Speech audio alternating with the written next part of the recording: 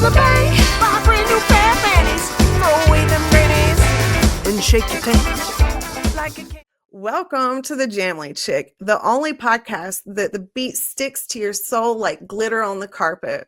I am Alexius Lipo, your host, vibe curator, and occasional overthinker. If you're still checking out music from 2023, you found the right spot because it's time to get weird.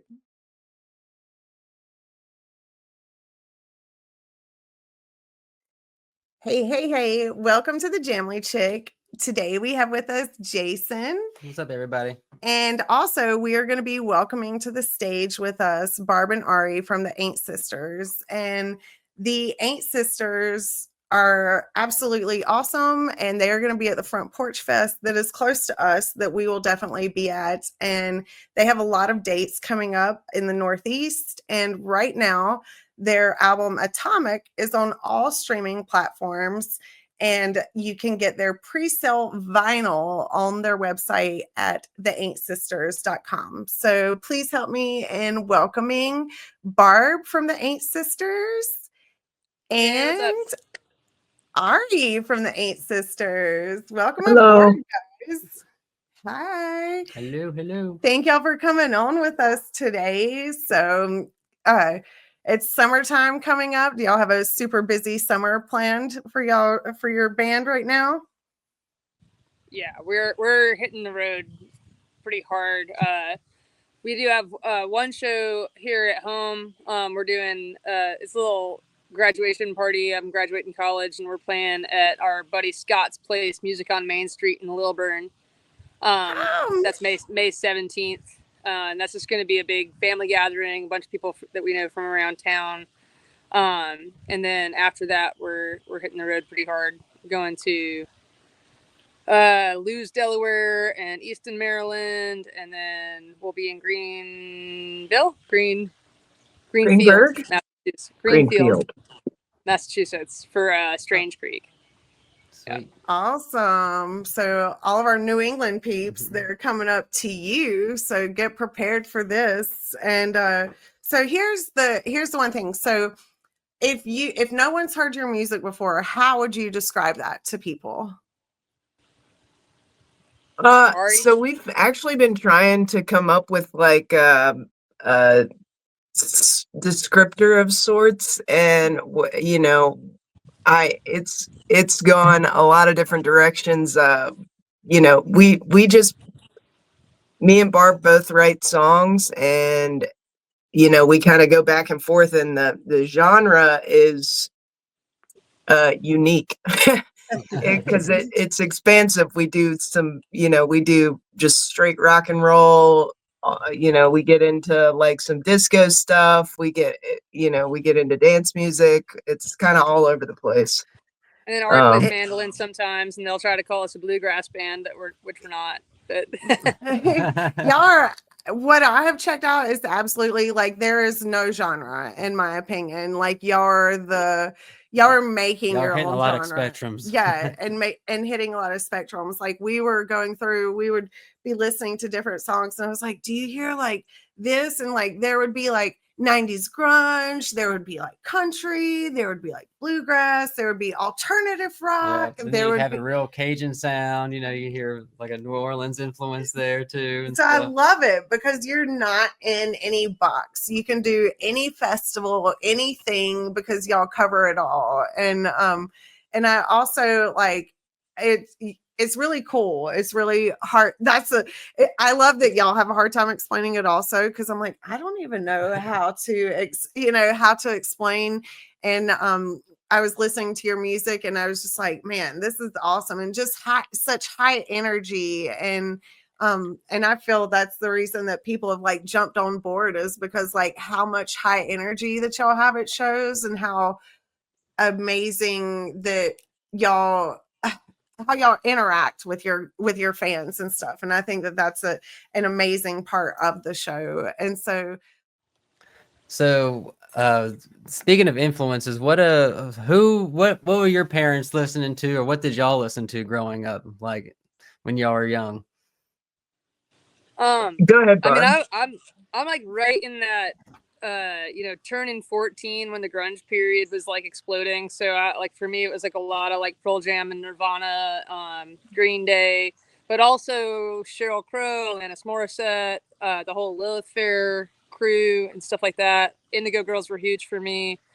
And so like that's kind of the main push from my own listening. And then my dad was like the good kind of country, like Kenny Rogers and Highwaymen and like I know old what you're school talking about. country, and then like the Beatles. And then my mom's taste in music, like I didn't appreciate it, like because like a lot of it was like Johnny Mathis and like Bing Crosby and shit that I just did not, which I can like respect, and in retrospect I can look back and be like, okay, I see the quality there. But I think the big thing that she gave me was the Beach Boys. She was always listening to the Beach Boys. That's awesome. Yeah, that's awesome. So she was kind of like a beach music fan, like, or would you like? I don't know. My mom was a Beach Boys fan, but she also like was it chairman of the board, and y'all are from the South, so you know that beach music genre. Like a lot of people don't really know like outside of that band. So I didn't know if that's what you like came from. like the Tams. Yeah, like the I wasn't Tams born and- down here though, so like I'm not a Southerner by blood. I was born in Connecticut, so I gotta admit I'm a Yankee. I love that. But I've been down here a long time. I feel like I've earned my stars. I'm down here now. But like but I honestly like my brothers and sisters were more like musically influential to me than my parents were, just because like in the age difference, I'm the youngest by like 8 years. So my older sister's 20 years older than me. So I'd go to her parties and she's got like, Stevie Wonder and Michael Jackson and Prince and, Shaka Khan and stuff like that. And then my big brother's listening to like Rat and Poison and Anthrax and shit like that. So like I was all over the place. Oh, that's awesome. So you definitely had it all. How about you, Ari? Yeah, I mean, I just remember like my folks having a big record collection, and they would, they'd put on all kinds of Zappa, and well, not all the Zappa because I'm like a little kid, so they had to like run in and skip songs real quick. But they'd be listening to that, everything from Zappa to kind of Blue, Miles Davis. I mean, Mom was all about Jimi Hendrix and all that, and Prince. I just remember riding down my mom's street not too long ago, and like I swear I could hear it from like 4 houses away. She's just jamming Michael Jackson's Bad like at the top of volume, and I go into her house and she's just in there bebopping around cleaning, so that's awesome. Yeah, it's just kind of all over the place, but definitely had a big influence on my musicality, just growing up with just outside the box. Bowie, a lot of Bowie, so there it was all kind of all over the place, but that rock and that classic stuff definitely had a big influence on me. Oh, that's awesome. So how did the Ain't Sisters come about? Like how did this just all come about? Let us give us the lowdown. Just start from the beginning. And how did y'all even meet, and what? Yeah, so for me, I was a waitress in Decatur when I was like in my late teens, and I met this songwriter, and I had been playing guitar, but I was pretty shy about it. And I met this songwriter at the restaurant where I was working. Her name's Holland Gamage, and I started playing like just kind of lead guitar and backing her up a little bit. And that was like my first like performance stuff, and that was actually how I met Barb, because me and Holland were at this open mic, and I think I was so shy at that point. I was like, I have wicked stage fright. Like to this day, it's pretty bad. But yeah. I think I was like laying on the floor or something. Go ahead, Barb. You take Holland was a good friend of mine, and she called me and she was like, "What are you doing? Come up to the stage door. I got this kid playing with me." She's like, "But don't say anything about her age, because she's totally not allowed to be in the bar yet." And I got up there, and Ari was wearing like coveralls and rolling around on the floor with her eyes shut and playing. And Holland got off stage and she was like, "What do you think?" And I was like, "She's great. Is she okay?" Like, she's like, won't look at That- anybody. But yeah, she was fantastic. I don't know, you're like 18, 19 years old or something, and I was maybe, so that would make me like 24. So. That's so awesome to hear, because I remember, it's so amazing, Ari, that you came over your stage fright and you still did it. Like, you did it with your eyes closed, because I will never forget a moment that Jason was playing with a band, and the lead singer, lead guitarist, has stage fright, and literally this bar does not have that many people in it at the time. And so thank heavens we were able to call a friend to come in and play the part for that person. But he literally, just at the thought of like playing in front of people, completely choked, was vomiting on the side, Oh. like couldn't. And so, so to hear Barb say that you were just playing with your eyes closed, like, hell yeah, female power, like you were still able to overcome that, like that fear, and like, okay, if I just close my eyes, I can still do it, which is a perfect way to lead into the question, which I'm sure that some people will not like and some people will like, but I don't give two shits about it, because I have realized in this industry that it is very hard for females to be, and y'all are in a different side of the industry than I am. So I do photography, and when the male bands are smaller, what I get, when bands are bigger, they'll be like, oh yeah, you can come on and stuff. But while they're smaller, the answer that I get is, well, we love your photography and we can do it around your area, but, this is an all male band, and, we'd have to get a different room and we'd have to get a different thing. I'm like, do you realize that I grew up like with 5 siblings, and, I could care less, and 20 something cousins, and we would all shove into a beach house? Like, just because they're males and have a different piece than I do does not mean that I could care less, and be in a room with them and just be like, oh, so that's been my struggle. So I wondered if y'all had that struggle on the other side. I know that you have guys in your band, but has there been that struggle at all in the industry? We're not typical girls, and our guys aren't typical guys. We're fairly, I would say, across the board, the entire band is like relatively androgynous, and like we don't. So I think we're both pretty intimidating, and people don't. I don't think about it much, and I almost feel guilty sometimes, because I know that that's something that other people deal with, and I feel like we deal with it a lot less. I would say occasionally at some like crappy bar in the middle of nowhere, some sound guy will think that we don't know what we're doing because we're girls. But like, generally speaking, like, we get treated really well in the industry. Like, I think that Well, that's awesome. I think that there's still just like, I'll look at a festival lineup and be like, oh my God, that is like such a sausage party. Like, where are the chicks? Yeah. I think I saw like Railroad Earth and Leftover Salmon and like maybe Dogs in a Pile. I don't remember who. It was like, there was like a bunch of dudes out on tour, and like they had like this big picture at the end, and it was like the entire crew and all the bands, and there was like one girl in the picture, and I was like, oh my God, do you guys want to bring us out on tour with you next time? Because Right. if nothing Just to else, mix the it up a bus little has to bit. smell. Exactly. So, I'm loving seeing like like we've done some festivals down at Sewanee Music Park and stuff like that, and just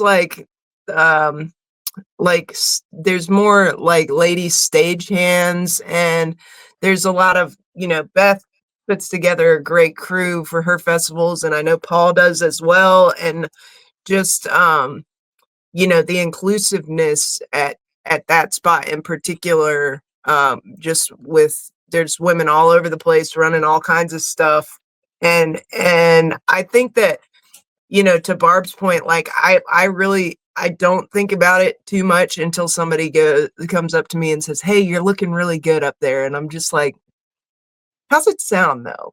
Like, you know what I'm saying? Yes, Like, yes. Thank you yeah, for that compliment. I'll take it all day. But how does it sound? Like yeah, I love that. I love that because that and is yeah, yeah. and it is, and it's like it. That's the only time that I really think about anything like that. And I think I was talking to somebody the other day, and Barb brought it up, the intimidating thing. I'm like so like to me awkward and kind of just like silly, you know, and then somebody will say like you're intimidating and I'm like what, like what, how How? how How? is that? Yeah. Like I honestly, think it's to just the way we me, you walk. seem like such a badass. Like you're just a badass. And you're also fun. Like we were talking some before and stuff. You're also fun. But I totally get where both of y'all are that badass, like, female energy, like don't fuck with me. Taking matters into your own Like, hands. yeah. And so that was, I think, probably like the most excited thing that I was is coming to talk to you guys about and stuff is just that how, just taking that into your own hands and not worrying about it, like letting that go, like stop just hanging up on this and, just, okay, yeah, that is the part of it, whatever. But we need to get to where we need to get and we're focusing on that. And I think that that's something that y'all amazingly do and that's like, and you can tell that you're not hung up on those small things because your live performance is just so energetic and just the way that y'all are bringing in the crowds right now is absolutely amazing. And I'm very pumped for y'all and everything. And I know that it's just going to continue to grow. And I'm excited. So like, what do y'all have any type of ritual that y'all do before the show or Did anything somebody that tip y'all you like? off? No. No. Oh, holy snap balls. Like, what is that? So we I can't exactly remember when we started doing it, but basically we all hold hands and it's, people in the audience will be like, shh, they're praying. They're praying. And we're up there, we're holding hands, and we do our pelvic floor exercises because it's so important. And so we'll do like 3 or 4, sometimes we do more if we really feel like we need to, but we just squeeze each other's hands and it's a good way for us to connect.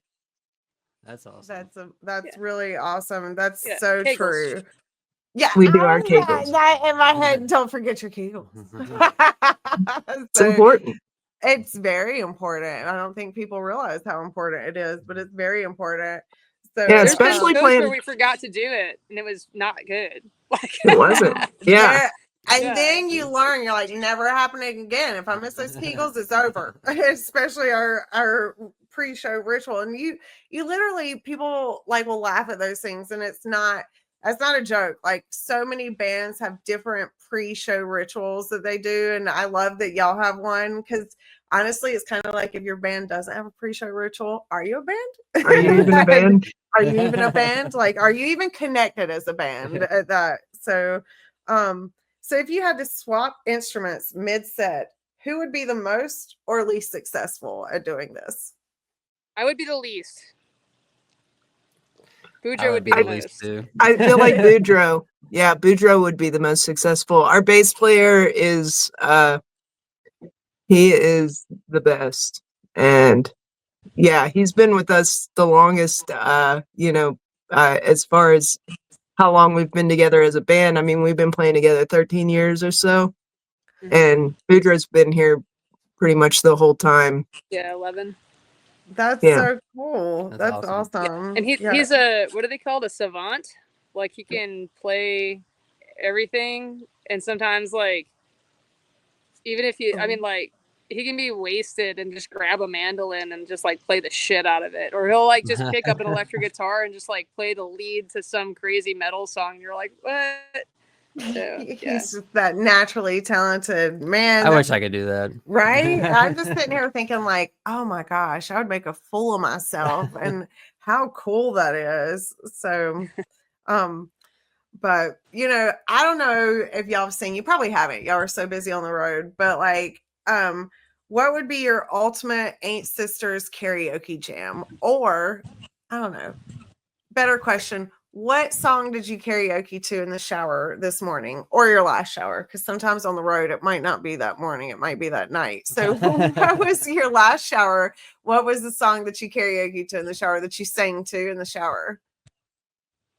I know my most mine. recent was probably Rock With You, Michael Jackson.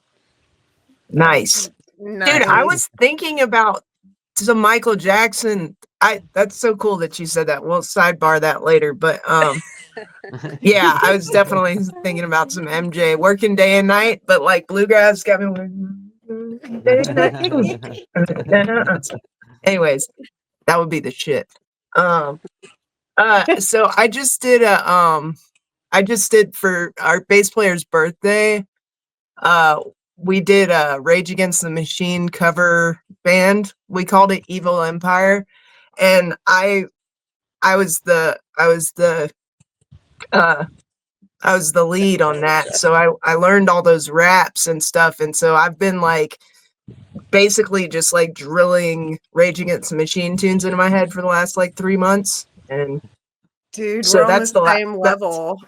That's the last thing. Well, and like right now is, the last time we did this band was like for the last time that like 8 years ago or whatever in 2016, whenever and we don't need to get into all that, but it's time to fucking rage. That's basically That's what it right. boils It's down time to. to fucking rage.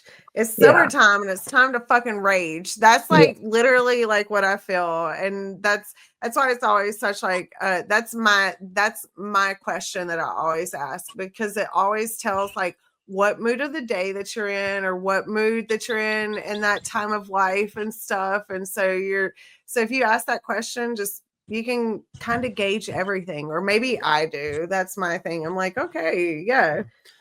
What are you most excited about the summer? Like, what festival or show are you most excited to play? I'm pretty stoked on the we're doing the Party on the Mountain with Jason Isbell. Oh, nice. I think it's not Boone, it's near Boone though. It's all right, can you remember the name of the place we're playing that? Is that Beach Mountain? Beach Mountain, yep. Beach Mountain, that's the one. Yeah. Beach Mountain Resort.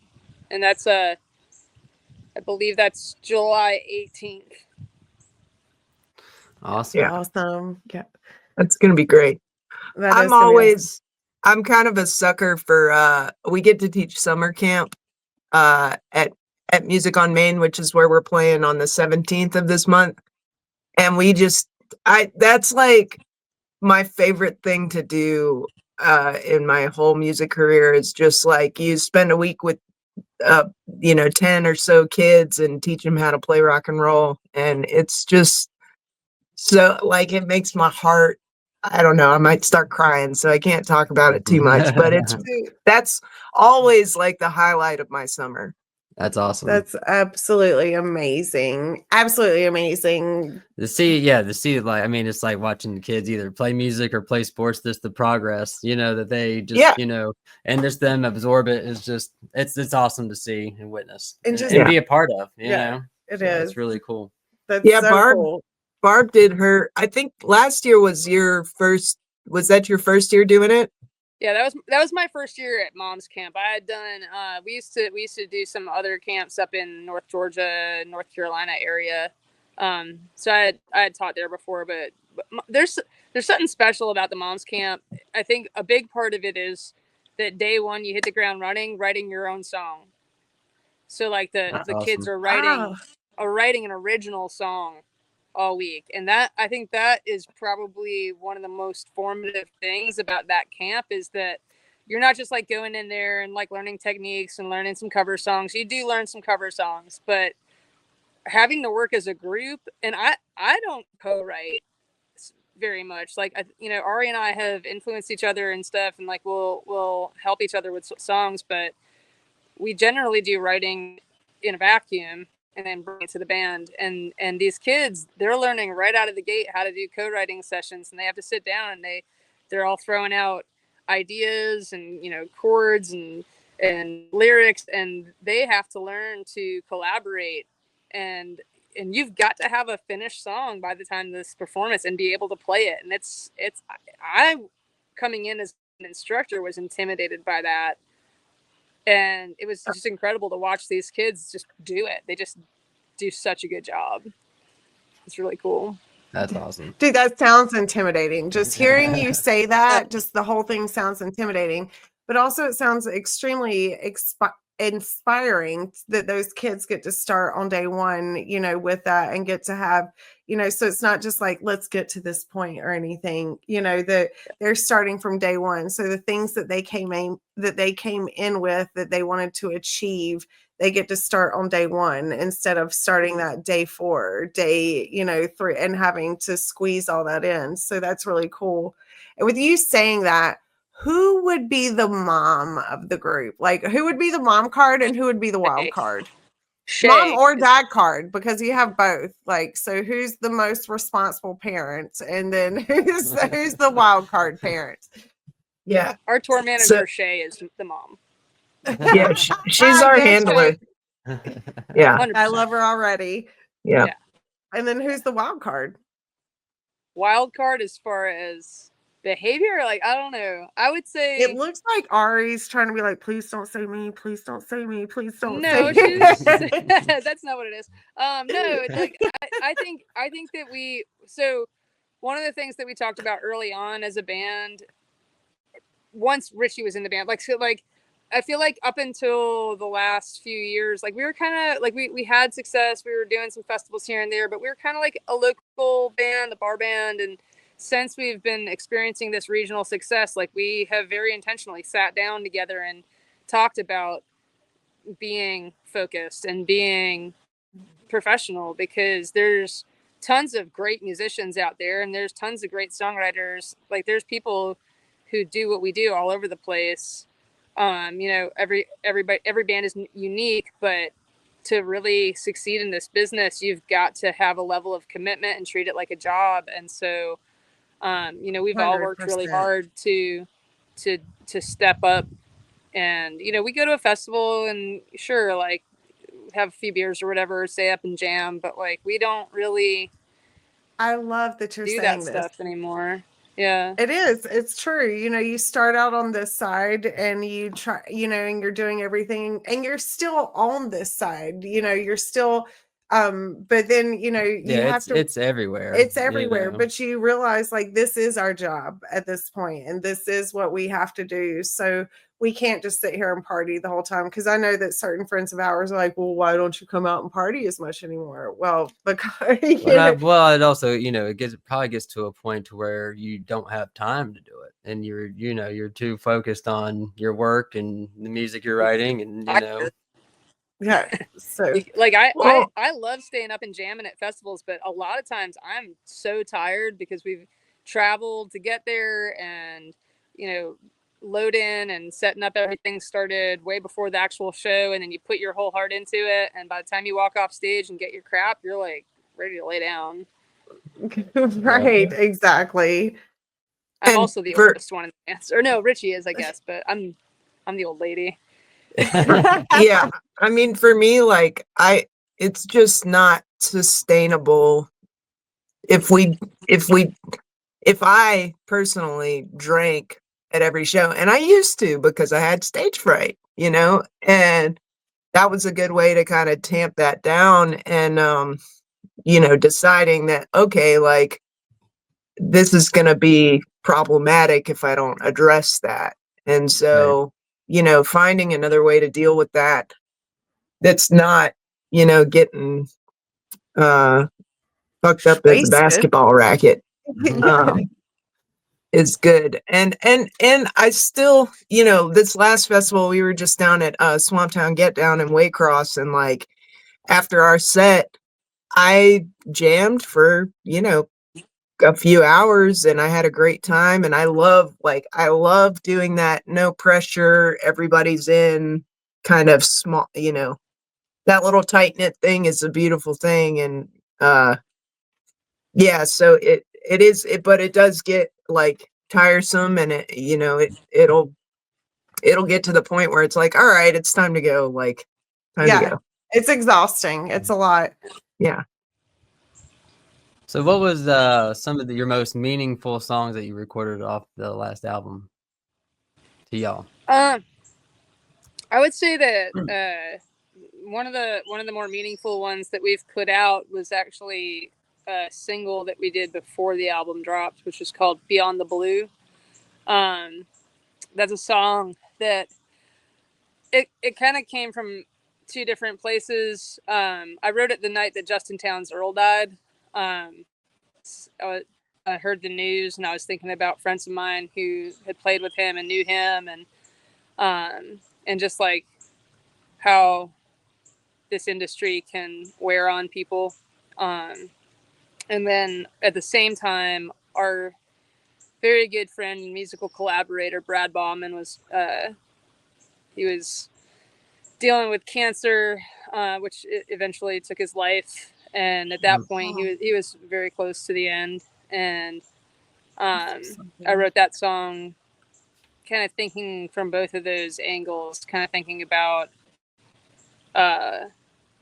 like there's a line in there that's like, all my friends are gone and now I'm going to, and it's like some of them took a midnight train, some of them took too much cocaine, some of them just got sick and they never came home. It's like all these ways that we lose people that we love, and the way that just keeps wearing on you. And like as you grow older, it only gets worse. It's like, the best thing that can happen in your life is that you grow old, but the cost is that you watch everyone around you go.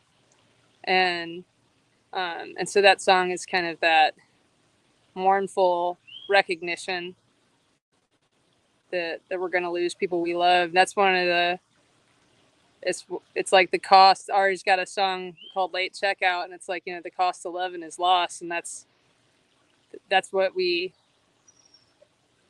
trade out by having these, huge groups of people who we love so much. Like, we have such a wide net that we're going to lose people on a regular basis. I mean, in the last month, there's been at least 3 people in our circle that have passed away.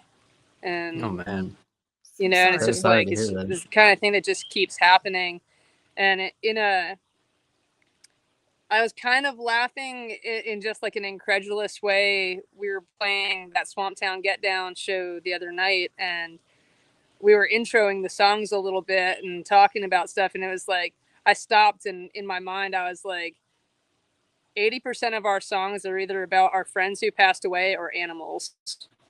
Like, wow. It's kind of like, and sometimes we mash them together. That just shows your love, that your love of like coming through as you're writing. Yeah.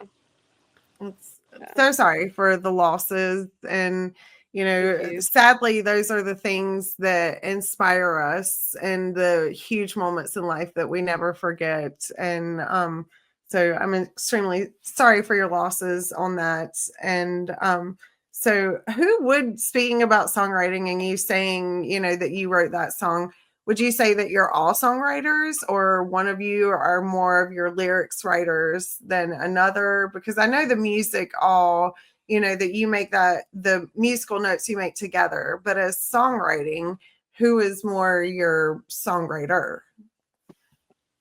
Well, that's one of the things that I really love about playing with this group is that, it's not just like me being the front person. Like, we share that kind of front person thing, and Barb is more prolific of a writer than I am, as far as like just volume of songs. I mean, you've written easily triple the amount of songs that I have, and but I write tunes, and so it's really, for me, it's like it's an outlet for my music that doesn't like, I don't have to be the only voice, I suppose, or the only perspective. So it's really nice to have, we go back and forth, and she'll sing a song, I'll sing a song, and we just like we'll come up with tunes like I Don't Blink is, I think, my most recent song that I wrote, and that one is about, you know, drug overdose and shit, but it's in a nice little happy package. And it's like a bluegrass number, and like I remember writing that and having to obsess because it's like more words than I can physically like say. And so, you know, but it's so cool that I'll wake up and write a song or something, and I'll like send it to my girlfriend and be like, check out this thing that I just wrote. And then we have rehearsal the next day, and I can record our first version as a band. And then I'm like, check out what we did as a band, and like send it to her, you know. That's awesome. That's so cool. It's so cool. And it's so cool to hear how, you know, how it goes and how that y'all are sharing that back and forth, because I think that's a big dynamic of all bands of, you know, some people feel like that they're putting forth more than the other people are putting forward. And that shows that y'all's longevity has been because of everyone putting forth and feeling the effort from everyone. So that's super, super awesome, super fun. And even though songs, and that's where people don't even realize where they come from. Sometimes the most happy, upbeat songs can come from the worst, the darkest places, the darkest of places ever. So, you know, you never know what inspires that song, and whether it can be a fun and laughing song, and it came from, you know, you were able to make a silver lining out of a dark, gloomy place, you know, is the beauty of music. That's the beauty of us being here, is the way that you're able to interpret that, and the way that you're able to help others understand the situation that they possibly will be going through soon or have already been through, and are able to therapeutically help others, where you're helping yourself and you're helping others. And just the beauty of that all going around, and the beauty of the music community is just something that always brings me back continuously. And that's something that as artists that y'all give, and something that I really appreciate, is y'all's high energy, y'all's, you know, engaging with the fans and everything. It's just, you know, you're pouring your soul out with musically, you're literally pouring your soul out. Yeah. Lyrics. But it's very reciprocal, you know, like it's I remember watching Bob Weir doing the interview on, I think, like CBS or whatever, and he was talking about the dragon that would appear to the Grateful Dead over the crowd, and it's like the dragon of energy, and it's like swirling, and, you know, we're not on the same substances that they were probably on, but like I get that idea of like, you know, kind of like just when everything locks in and we're having a good night and the crowd is hyped up, it's like, yeah, we're putting it out there, we're, you know, we're giving it our all, but they're feeding it back to us, and there's just that swirling energy. And we have, like, I can't escape an interview without talking about our, I don't like to call the people who come to our shows our fans, because that just feels weird and like separate. I love you saying that. Yeah, it's like the people who come to our shows are like a big family that they're just part of our family. And like, we only half jokingly say that it's a cult. You know, like, you know, people come and they have a good time the first time, and it's like, congratulations, you're in the cult. Welcome to your initiation. Exactly. You know, and it's true. And it's like every show that we have, especially in Atlanta or at Swanee, at Live Oak, you know, some of the places that we spend more time in, it's like a family reunion. And one of the coolest, I didn't really feel like a compliment to us. It was just like this really cool thing that I love to hear is, like, some of my friends came up to me after our album release party at Terminal West, and they were like, I could not take one step in that audience without someone coming up and giving me like a full-on hug and being like, oh my God, I'm so glad to see you, I love you, like, you know. And it's just like everyone is like that. And it's not like some, you know, I've been to see bands before where it's like, yes, we all like the same band, but that's almost like where the connection ends. Like there's like a certain kind of people who tend to be drawn to our music, and it's like these big wholehearted people, and, you know, and it's the guys and the girls, everybody's like that, and they're all so loving, and that is such a huge part of what makes our shows and what we do so much fun and so important.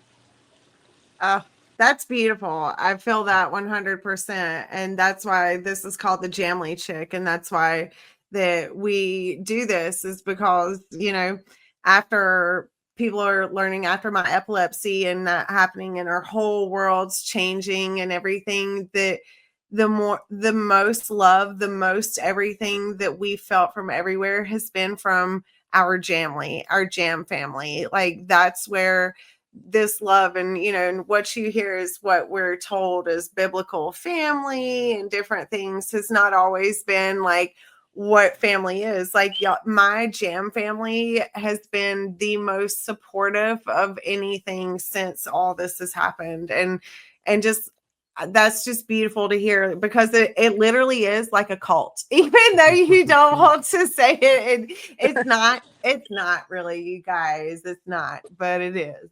It's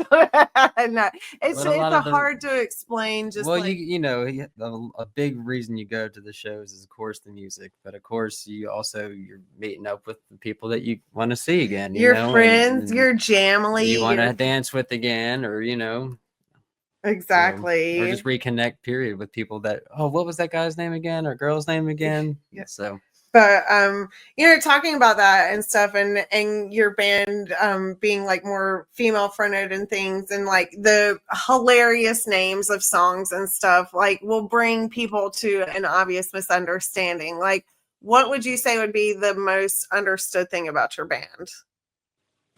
Understood or misunderstood?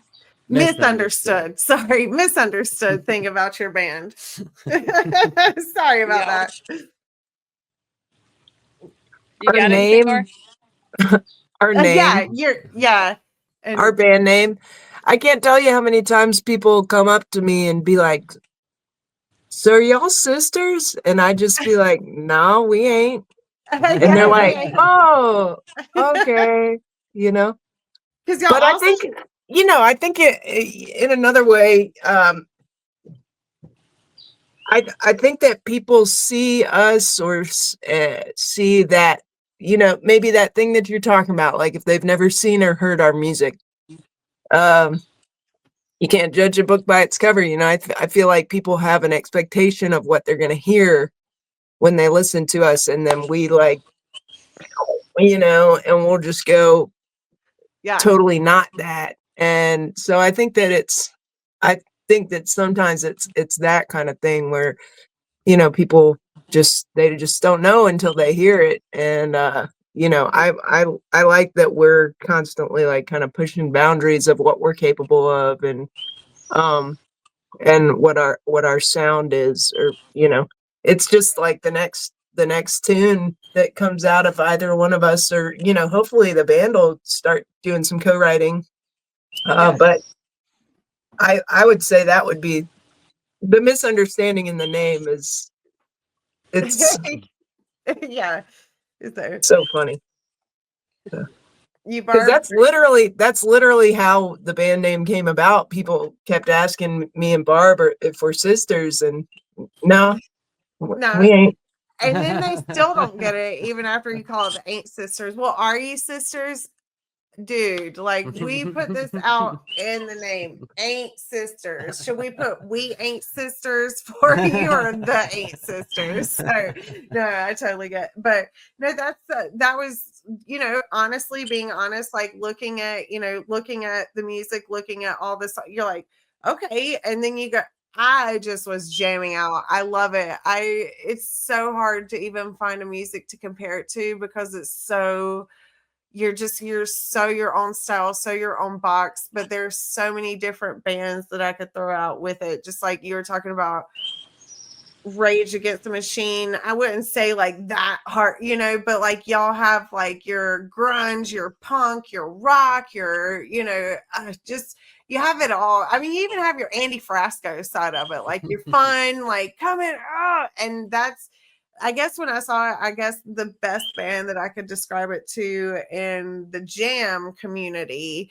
would be like the female Andy Frasco version, the Ain't Sisters Family Frasco version, like just amazingly awesome, amazingly tuned, and good times. Like, you're going to have a high energy show, an amazing time, and amazing people to be with. And that's really all you ask for in this community, this time right now. That's all we want, is just the love, the good show, the good energy, the heightened vibes, and the good times and stuff. And that's definitely, I feel, what y'all provide for everyone. And so I hope like this summer that a lot of people are able to catch y'all at music festivals and different things. You will be at the Front Porch Fest, right?